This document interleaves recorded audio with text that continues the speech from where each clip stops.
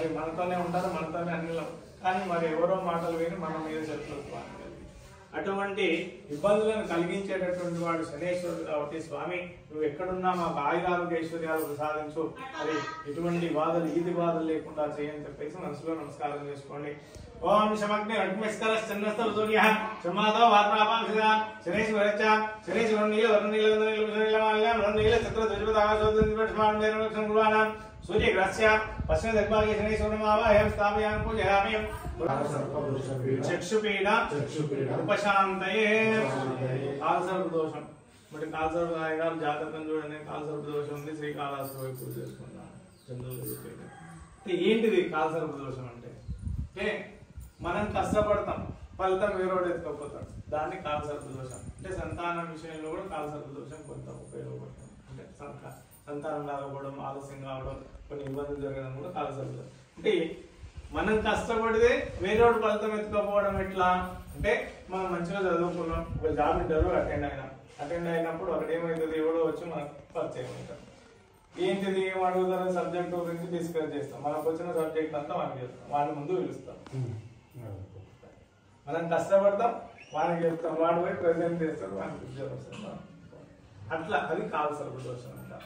అదే కాకుండా చక్షు దోషాలు పెద్దలు చెప్పిండ్రు, గాలిపై కంపలు తొలగించుకుంటాం.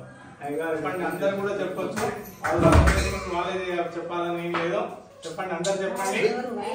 అమోఘం పుండరీకాక్షం నరసింహం దైత్యసూదనం ఋషికేశం వాగీశం వరదాయకం సత్యనారాయణం దేవం వందేహం కామదం ప్రభుం లీలాయ వితతం విశ్వం ఏన తస్మై నమో నమః. అంటే అర్థమేందో తెలుసా? ఓ విష్ణుమూర్తి, నువ్వు దశావతారాలు ఎత్తినావు, దశావతారాలు ఎత్తి మాకేం చేయలేదు. మరి ఏం చేసిండు ఆయన? దశావతారాలు ఎత్తి రాక్షసులను సంహారం చేసి లోకాన్నంతటిని కూడా కాపాడిండు. అంటే అంతే కదా, రాముడు కృష్ణుడు అట్లా దశావతారాలు ఎత్తి లోకాన్నంతటిని కాపాడిండు. కానీ సత్యనారాయణ స్వామి అవతారంలో ఏ కోరిక కోరుకుంటే ఆ కోరిక నెరవేరుస్తున్నావు కాబట్టి మరి ఈ గృహంలో అంటే వివాహం అయింది కాబట్టి మరి తొలుత మొదటి కార్యక్రమంగా స్వామి మీ సత్యనారాయణ స్వామి వ్రతం చేస్తున్నాము అని అర్థం అన్నమాట. మళ్ళీ చెప్పండి. ఇదం ఫలం మయా దేవ స్థాపితం పురస్తాద్ తేన మేవ సఫలాన్ వాప్తిర్ భవే జన్మని జన్మని. అంటే అర్థం ఏంటంటే మరి అయ్యగారు ఏమేమి పట్టుకోమన్నాడు? ఏం పట్టుకున్నారు? ఒక పుష్పము, ఒక పండు, ఒక దక్షిణ. ఏమిటి మూడు అని అంటే, స్వామి ఏమి ఇచ్చినా నువ్వు నాకు ఇవ్వాల్సిందే, నేను నీకు ఇచ్చేది లేదు. ఒక ఇస్తాం ఆయనకు, ఆయన ముందర పెడతాం, మనం తింటాం. మరి ఆయనకి ఏం సమర్పిస్తాం అంటే, ఇక్కడ అభిషేక ప్రియో శివ, శివునికో సొమ్ము, పూర్ణమ శివాని సొమ్ము, నీళ్ళు వస్తే సంతోషపడతాడు. కానీ ఈయన అట్లా సంతోషపడేటోడు కాదు. విష్ణుమూర్తి ఎట్లా సంతోషపడతాడు? ఆయనకు అందంగా పూల అలంకారం చేయాలి, పట్టు వస్త్రాలు అలంకారం చేయాలి, పూల అలంకారం చేయాలి. కాబట్టి నాకు శక్తి ఉన్నంతలో ఈ వ్రతం చేస్తూ ఈ పుష్పాలను నేను సమర్పణ చేస్తున్నా కాబట్టి అందుకోసం ఆయన సంతోషపడతాడు. ఈ పుష్పాలను సమర్పణ చేస్తున్నా, ఆ పుష్పం చేతిలో పెట్టుకున్నాం. తర్వాత పండు ఎందుకు చేతిలో పెట్టుకున్నాం?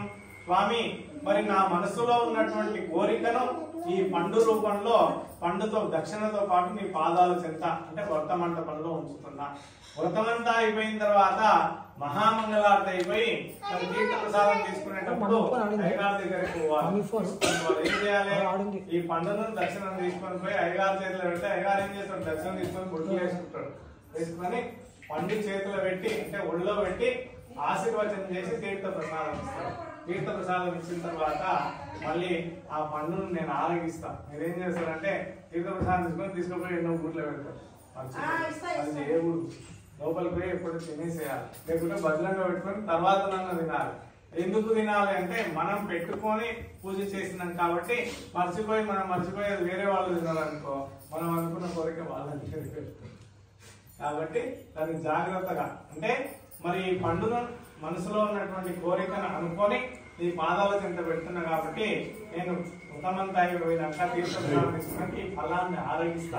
ఆరగించిన తర్వాత నీవు నా కోరిక ఎప్పుడైతే నెరవేరుస్తావో అప్పుడు నాకు శక్తి ఉన్నంతలో ఇట్లే వ్రతం చేసుకుంటాను అని చెప్పేసి మీ మనసులో ఉన్నటువంటి కోరిక వాళ్ళు వచ్చే సంవత్సరం వరకు కొడుకు బిడ్డ ఉట్టాలని చెప్పేసి మనసులో మంచిగా నమస్కారం చేసుకొని ఆ పుష్పాన్ని కలసం దగ్గర పెట్టి ఆ పండును దక్షిణను ఎవరిది వాళ్ళు గుర్తుగా పెట్టుకుని కూర్చోండి. అట్లా అటువైపు పెట్టండి, దేవుడికి కుడివైపు పెట్టండి.